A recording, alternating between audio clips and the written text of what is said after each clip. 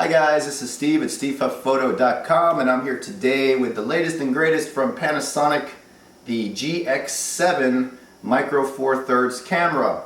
Now this has just been lowered in price by $100 to $999 with the kit lens like a week after its release, not even a week, and I think that's an answer to the Olympus E-M1, which is also shipping any day now.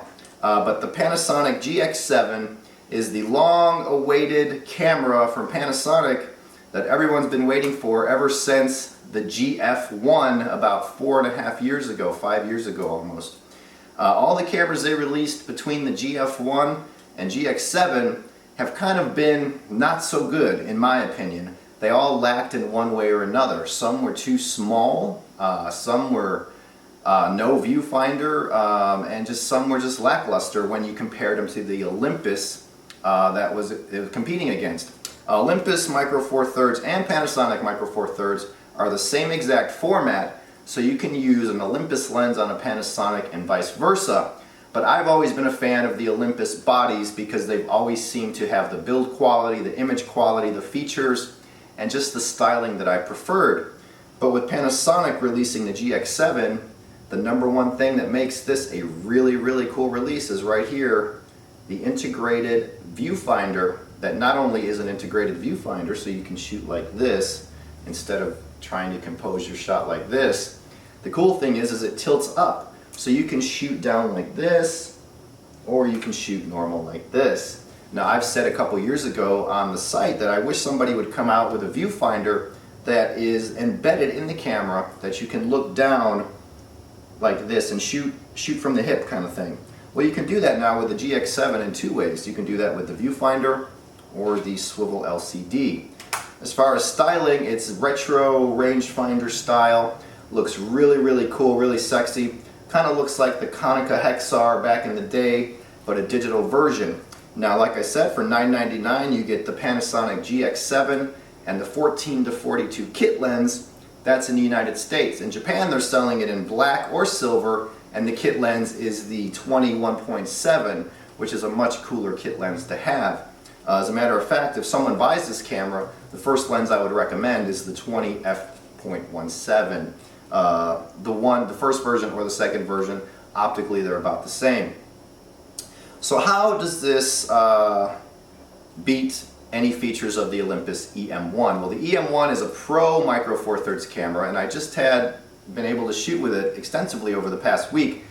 But since it's considered a professional Micro Four Third, it has higher build quality, higher standards, better control, weatherproofing, shockproof, freeze-proof, really seamless Wi-Fi, 5-axis image stabilization in the body, which beats the image stabilization that's now in the Panasonic. That is cool though, because the Panasonic never really offered in-body stabilization, and now it does. And while it's very good, it does not match the 5-axis of the Olympus. So this is a camera more for people who are going on vacation, shooting family portraits, pictures of their kids, just their daily lives, going to the zoo, wherever you like to take pictures. The Olympus E-M1 is more for the professional or enthusiast who wants the weatherproofing. If you're out street shooting in the rain, you don't have to worry about it. Who wants the speed. The Olympus E-M1 is a little faster than the Panasonic, even though the AF on this is really fast. And again, the 5-axis image stabilization and the build. The build of the Panasonic is very solid, very pro. The dials on the GX7 right here, they feel plasticky, a little cheap, not the best. But if you compare this to the E-M5, which is in the same price range, the build quality is about on par with the E-M5. So that's what it should really be compared to. The viewfinder is excellent in the GX7, though not up to the level of the E-M1, of course. It's smaller, not as crisp, and there's a little bit of lag in it. The E-M1, I noticed no lag. But you can't go wrong with a camera like this, because for $1,000, while that sounds expensive to some, it's a logical upgrade from a point and shoot. So if you're someone who has a point and shoot and you want something better, and you don't want to go to a big bulky plastic DSLR that's going to be all huge hanging on your side, Micro Four Thirds is one way to go, and the GX7 is a really good way to go. Like I said, if you buy this camera, plop on a 21.7, you're going to have a really, really high quality system. Also, you can use the Voigtlander Micro Four Third lenses that have an f9.5 aperture. For example, the 25 f9.5 will give you a 50 millimeter field of view with the light gathering of an f9.5. That way you can make your subjects pop with 3D isolation and the tremendous out of focus background blur. So in this video I'm going to take a look at the menu of the GX7. I'm going to give you some more thoughts on it, and I'm going to show you some sample video taken with it just around the house so you get an idea. So stay tuned, keep watching, because right after this comes the up close look at the Panasonic GX7. Alright, here we are with the GX7 from Panasonic. I'm going to show you the front here. You have your mode dial. Of course you have the usual suspects: aperture priority, shutter priority, manual, movie mode, your custom settings, scene mode. You have art filters. They don't call them art filters, but it's just like art filters on the Olympus. Intelligent auto. I always shoot aperture priority because I like to control the aperture. Unless I'm using a kit zoom, then sometimes I'll just throw it on program. It's foolproof. You have your shutter button.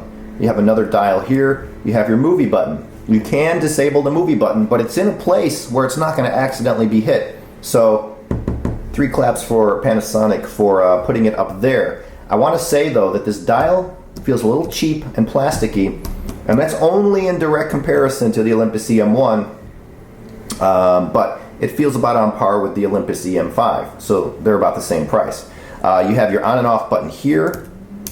Okay, you have your pop-up flash right there, your hot shoe, and of course your amazingly cool swivel EVF, which I think makes this camera stand out above the others. There's no other camera that's going to give you this right now.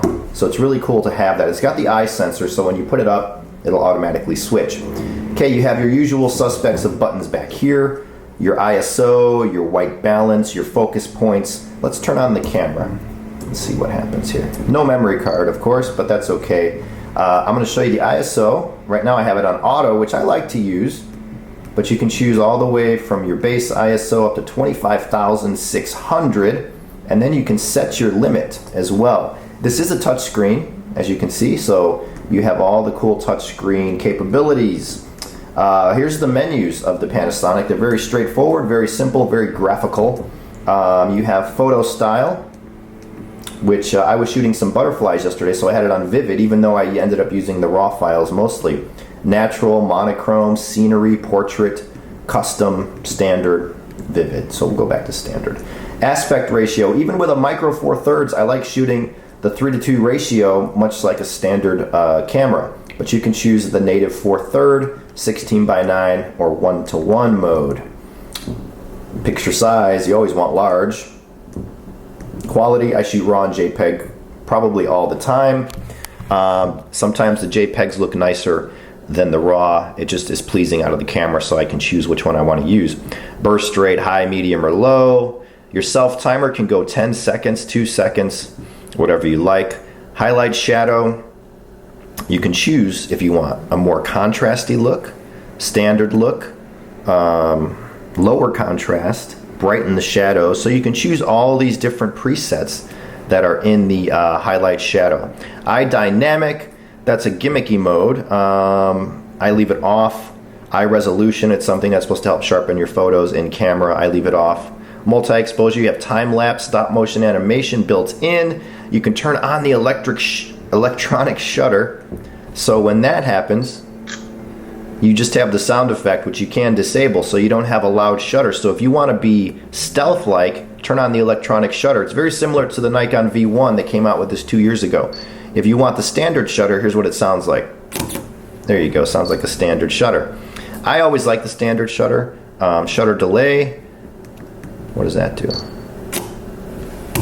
Oh, it's kind of like the Leica stealthy mode, where the shutter will recock after you walk away from your subject. So say you take the photo, okay, now I'm walking away so the subject doesn't know I took their picture, and there you go. Once I'm away and you have the shutter delay. That's kind of a cool feature. I did not even know it was in this camera.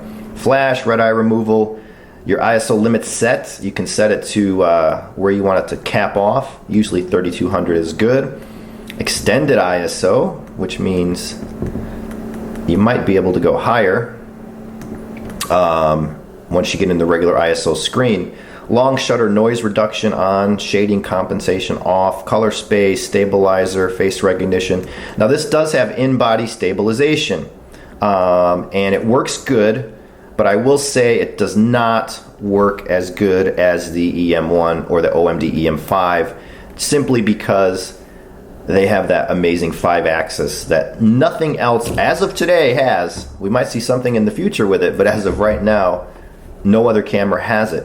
Any camera that gets that 5-axis has an advantage in low light shooting. Shoot without lens, you want that turned on if you're going to use any Leica lenses or third-party lenses that do not have electronic contacts. As you can see, anytime I move in front of the viewfinder, it's detecting the eye sensor. So there you go. You have all these settings in here just like all the cameras always have, but the main point is that the autofocus, I'm too close, is very fast. It's really quick. Okay, so you can't complain. I'm using the center point, but it's like going in and out very instantly. So the autofocus has improved greatly on these cameras over the past few years. You can also set it to manual focus up here. You have your AE lock, AF lock right here. Your customization buttons. You have quick access to everything. Your image size, your style of shooting, your RAW, JPEG, AF single, AF continuous, your autofocus areas. You can do one area, pinpoint area, 23 area, AF tracking, face detection. I leave it in one area. That's how I prefer to shoot. So you have all these customizable buttons here to do with what you please. You can have the level by hitting the display button. So you can choose the display you want. You could have no display. You could turn off the LCD and shoot it like your old favorite film camera. Your focus, that was there again. So in any case, you have all these customizable features that are always on your camera. If you want to get to exposure compensation, this is the wheel you're going to use, but this is also the wheel you use for your aperture. So you push it in, and when you push it in, it activates the exposure compensation. So there we are. Not much else I can say. The camera's a beauty. It looks great. It feels great, though it's not up to the quality of the E-M1. I guess it shouldn't be, because the E-M1 is targeted as a Pro Micro Four Thirds. This is in the same price range as the E-M5, and if you compare it to that, build quality is about the same. So the Panasonic GX7 is a beautiful camera to hold, beautiful camera to look at, beautiful camera to shoot. The AF worked really well in my testing so far. I've also used it with some Leica lenses. The focus peaking works great. So there's not much bad I can say about the GX7. At $999 with the kit zoom, it's actually a very good priced camera, because if you want size, style, and quality, and a built-in viewfinder, this is kind of the one to go for. If you're a professional, you need a workhorse camera, you do a lot of work, you're constantly using, you need that speed, you need that 5-axis, you need easy Wi-Fi accessibility, you need that weatherproof, splash-proof, freeze-proof. The E-M1 is the one to go for, but it's $400 more. So you have to judge what you need, what you like, what camera speaks to you the most. If this camera speaks to your heart, speaks to your soul, and you say, I could bond with this camera over the next year or two and really get to know it, then this is the one you need to go with. That's all that matters. Find a camera that works for you. It doesn't matter if it's a Brownie, it doesn't matter if it's a pinhole camera, it doesn't matter if it's a Leica, it doesn't matter if it's a Canon, Nikon, Samsung, Ricoh, Olympus, or Panasonic. Find the camera that when you see it, hold it, and use it, you're like, wow, I can really love using this camera. That's what it comes down to. And then you got to get out and use it, get out and shoot. I've been reinvigorated as of lately, the last few weeks, so I'm looking forward to 2014. I'm looking forward to all the new stuff coming out. I'm looking forward to October. There's going to be some cool stuff, cool events, cool things to shoot. Halloween's right around the corner, so just hold on and wait and see. And the Panasonic GX7 in a nutshell. Let me get a little closer here. It's a beauty, guys. Check it out. The kit zoom is good. It's not amazingly good, but it's kit zoom. You know what to expect from that. So there you go, the Panasonic GX7. Stay tuned, because I'm going to plop up a couple short, silly videos I made with the GX7 using the kit zoom and a couple Leica lenses. So it's a couple minutes in length, and let's check it out right now.